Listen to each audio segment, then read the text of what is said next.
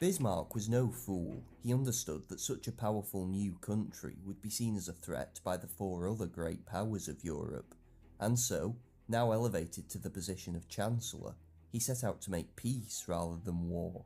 The diplomatic system Bismarck created assumed that France, resentful at its lost power and provinces, would always be hostile. Germany alone, with its larger army and economy, could beat the French in a straight fight, but if France found allies, different question. The solution was for Berlin to block off this possibility. For the next 15 years, Europe was dominated by the Three Emperors League, a quasi-alliance between Germany, Austria-Hungary and Russia.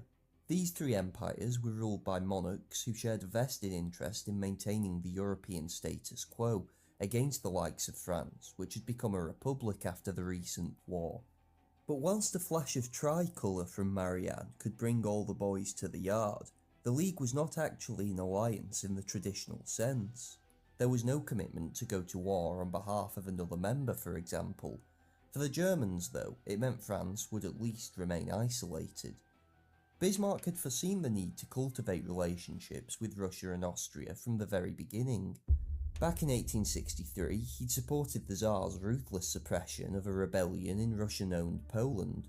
Then, in 1871, had given his okay to Petersburg's renouncement of the Black Sea clauses, limits placed on the Russian Navy after the Crimean War 15 years earlier. Austria should have been more complicated.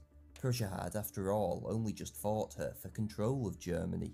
But following their victory at the Battle of Königgrätz, Bismarck had argued bitterly against taking any territory from Austria directly, even threatening to resign if King Wilhelm marched on Vienna as he had wanted to.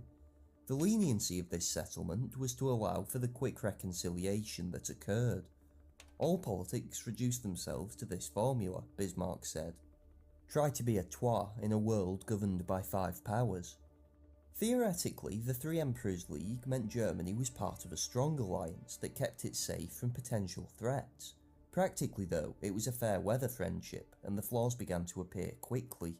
France, which had just been beaten to her knees, surprised everyone by the speed with which she recovered. The massive financial indemnity levied against her was paid off in 3 years,